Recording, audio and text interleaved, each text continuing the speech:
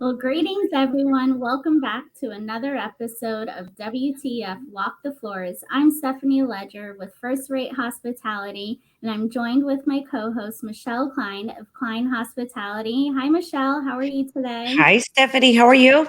Very well. So, we have an exciting episode today talking about entrepreneurship because we are still continuing celebrating Entrepreneur Month, which it seems all of us are entrepreneurs. So, Michele, who do we have today?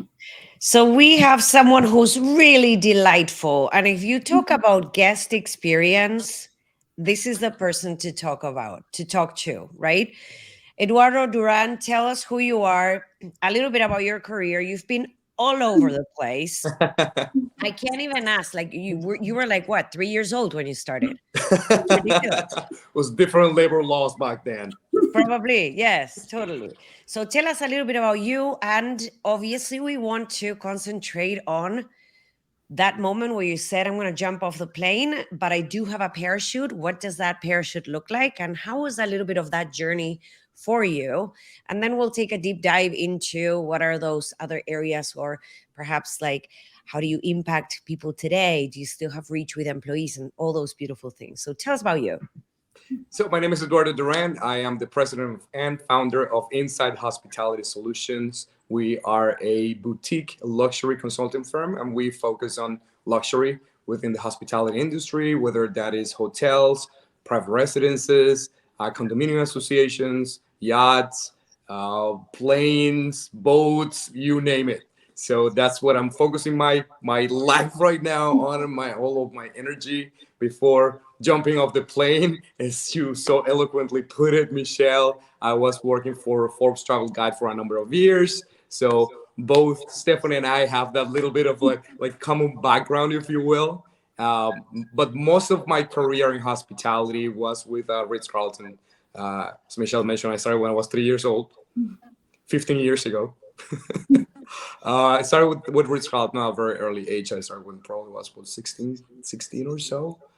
Before that, I started counting my hospitality experience. My first job, which was stocking groceries at a bodega. So that's also hospitality, maybe not Absolutely. at the level, but that's what got my sort of like, that curiosity, right? Is to like dealing with people, connecting with people, providing service, changing the whole paradigm of transaction versus experience. And it's been a great journey. I've been fortunate enough to have been part of different organizations as well, all in Ritz-Carlton, which is my alma mater, if you will. Starwood also is an organization that's very near and dear to my heart.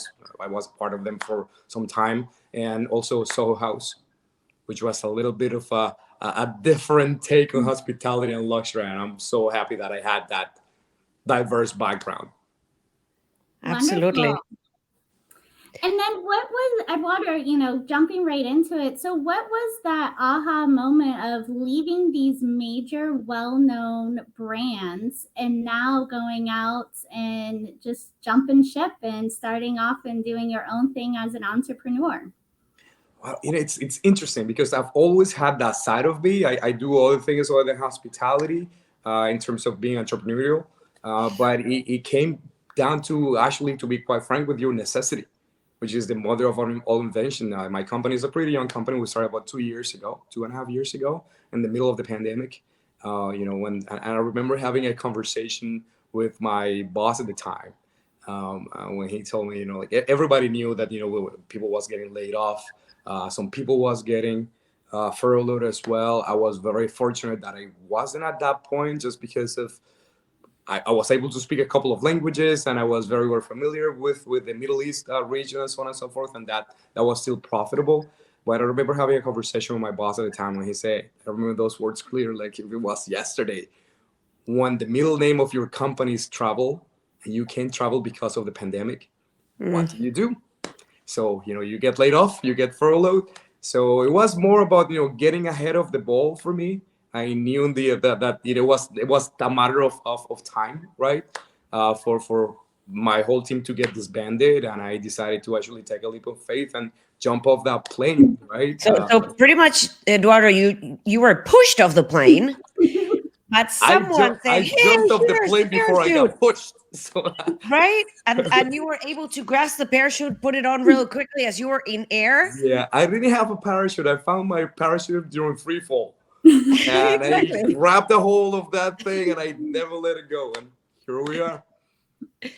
That Wow. is a great And I story. think that's very similar to all of us, of having that story of just, taking the leap and being like, okay, I know I can always go back to the corporate hotel, Yes. to my other connections that I have in the hospitality, but I don't want to now go 5 or 10 years down the road and being like, wow, I should have jumped on that Mhm. opportunity. I should have jumped and tried it. And now I'm still doing the same thing and never took that opportunity. And knowing that if I took it and it didn't work out, hey, at least I can say I tried it. And, having our friends and colleagues in the workspace and being like, hey, you know what? That's cool. You tried it. I would have, I've had friends say to me too that like, I would have never have left. Well, it's very cozy in that comfort zone, right? Hmm. It's all you know. It's all the people that you know. You've been doing the same thing. It's almost like autopilot.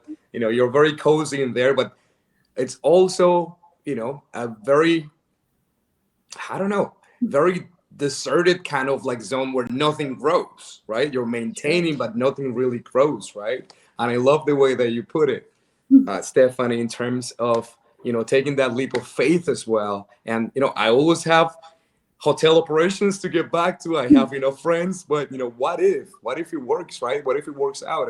And taking that leap of faith.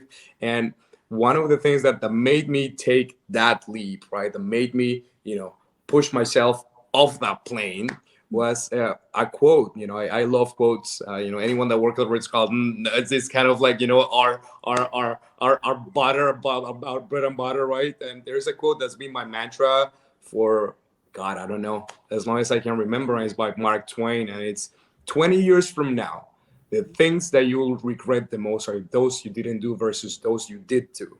Totally. So leave the safe harbor, catch the trade winds in your wings, explore, dream, discover.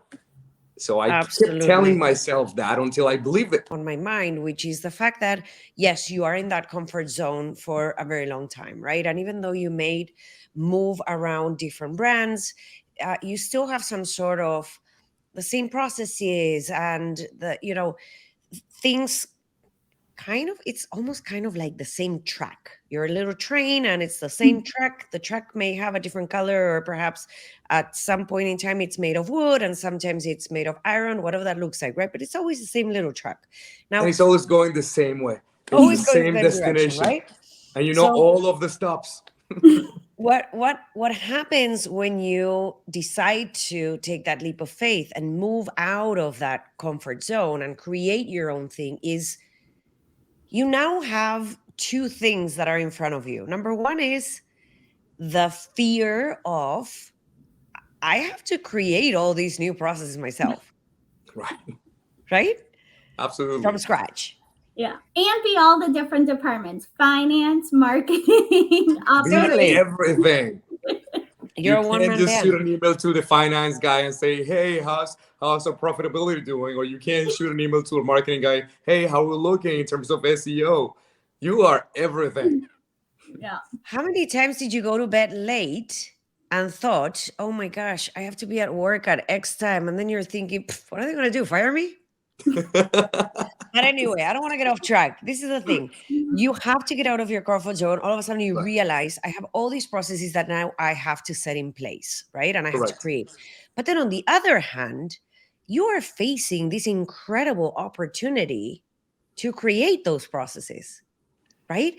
And then to even go in and recreate, enhance, touch, tweak those processes for other people, because you have all this array of information that you've touched in your entire career that allows you to go in and say, this is actually what works best, right? We've tried this, we've tried this. It's like a little menu, and you created your own recipe at this point, right? So it can be super scary, but it's also very cool and enlightening and exciting, right?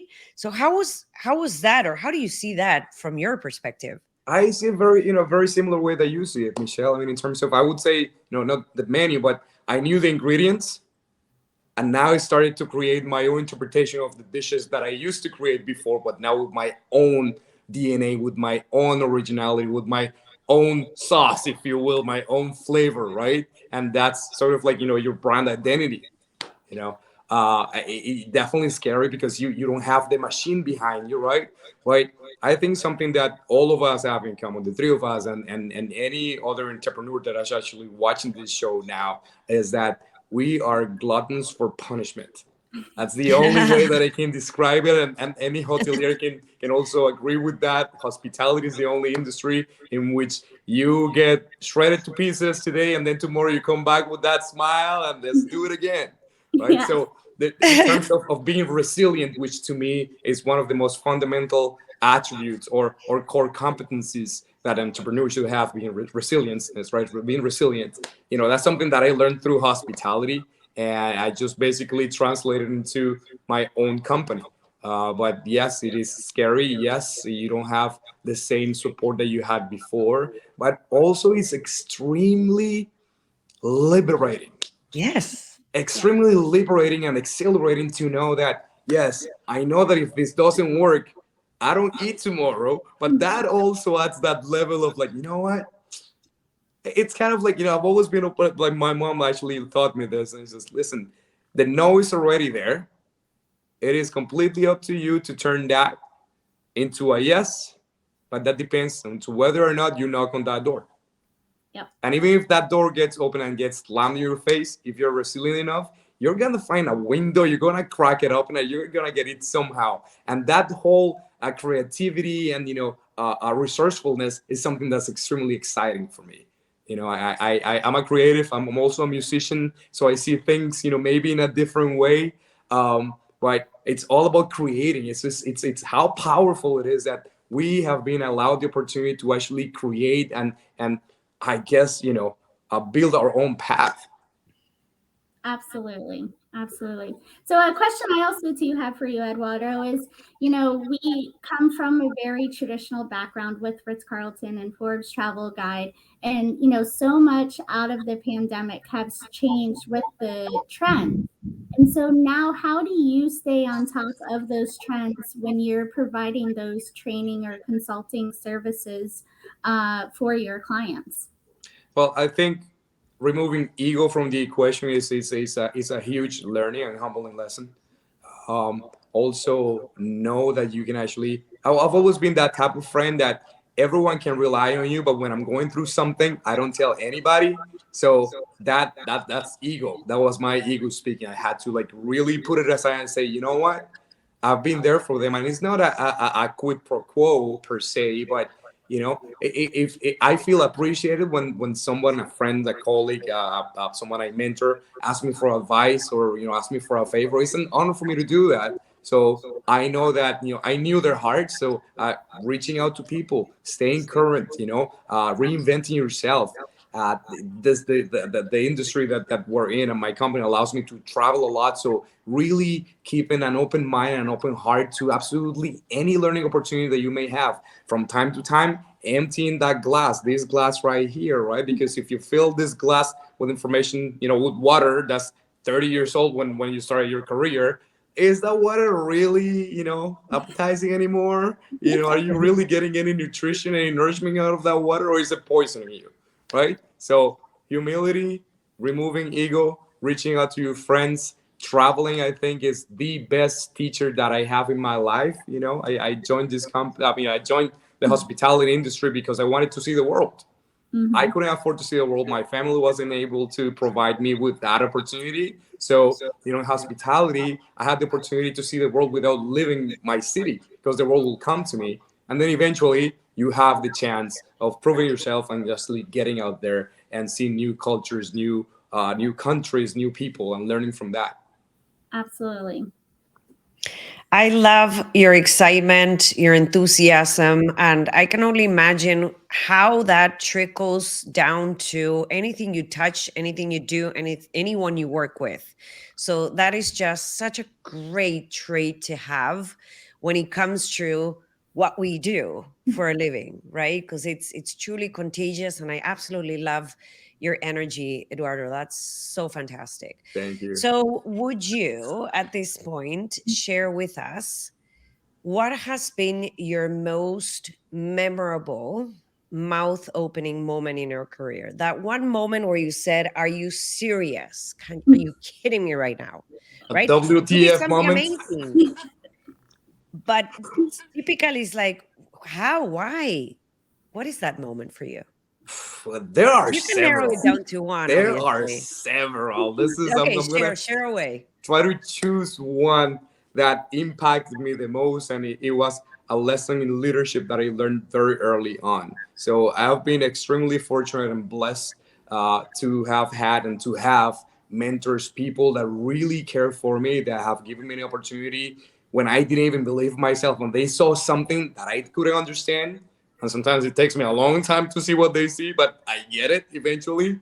But I've also been very fortunate to have been led, or not led, let me just rephrase that, be managed by managers, right? By bosses. And those opportunities to me, like, you know what? If I ever get the chance to be a general manager, I will never be like that. Those are the most important, the most, uh, I guess, impactful lessons that I've had in my career. I remember back in the day, so no names, right? No kiss and tell here, but I remember having a general manager that was the personification of micromanager, right? But also the type of person that wouldn't get his hands dirty, and he wouldn't do anything. It's just do as I say, not as I do kind of mentality. And I remember I was, what was I doing? I was that assistant director of housekeeping at the time. And my boss, my director of housekeeping, was out on vacation, was covering, not an issue whatsoever. But this particular, let's call him gentleman, had the tendency of like drop little things around the hotel. So that was his little kind of like signature move for housekeeping, to see how observant we were, or Oh for my the gosh, front of did the we house, work right? for the same person? Maybe. We definitely went to the same school. So this gentleman, right, that I do air quotes here, right? I remember one time he dropped a banana peel behind a beautiful ficus plant that we had in the middle of the lobby. And mind you, this is very visible. This is not like, in a tucked in a corner. It was, it was really prominently displayed. And then I was off for 2 days. How dare I take 2 days off, right? And he calls me up on my second day off. Eduardo, I need you in the lobby right now. I live 3 blocks away, so I actually walked in, right? Put on, my suit, like if I was, workers, of course, I wanted to make sure that I looked the part, right? And then, you know what? I've seen this banana peel here for 3 days. You know how many people have walked by it? How many of your supervisors, your inspectors, your peers, even your boss hasn't seen it? And I said, wow, that was crazy. That's incredible. And I'm sorry, Mr. Such and Such, that I didn't notice it. But you know who noticed that? The 10,000 guests that walk through this floor every day, and you didn't pick it up. Wow. Needless to say, that was my exit from that company, a couple of months later, because I realized that one thing that is extremely important to me is, and I was very lucky to have learned that at a very early age, what my core values are. Mhm. And those are very simple, and those are the non-negotiables that you should do, that you should have as a human being, and especially as an entrepreneur, right? To me, are trust, honesty, integrity, respect, commitment. I will not compromise any of those five for anything or anyone. I have in the past, and it never ended up well for me, for the company, or for the guests that I was serving. So I've learned that now that we have this beautiful freedom to create our own company, our own thing. So my core values are the core values of my company, and I seek to align myself with every single person, every single one of our employees, every single one. Also, it sounds like it's 100 of them. We're a very small and lean team, right? Under 6 people in this company, but every single one of them, I've vetted and I've made sure that their core values align with mine, therefore with our company. Every single one of our partners or clients that we collaborate with, I make sure that those core values also are important to them, because then the success rate increases. If we're all on the same page, if we all value the same things, then we're going to be aligned. And yes, it may not mean that it's a honeymoon all the time, because you're going to have some discussions, some dialogue, but at least you know that at their core, they are essentially a reflection of who you are.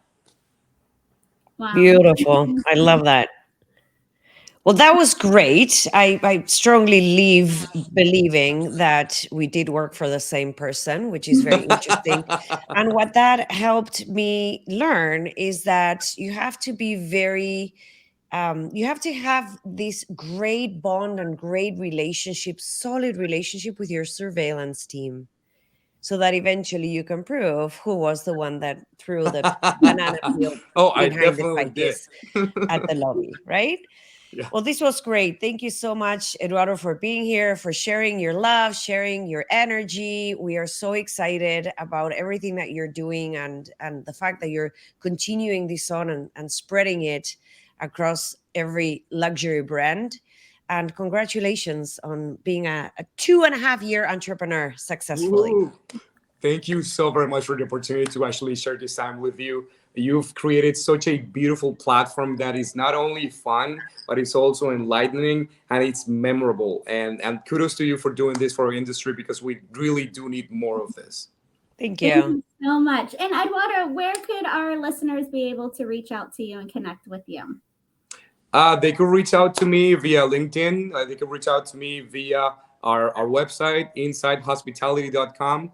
They can follow us on Instagram as well at Inside Hospitality Solutions, or my personal one as well, Mundi Travelista. I stay pretty active there, and let's start a conversation. Wonderful. Well, thank you again. Thank you. Have an amazing day. Thank you.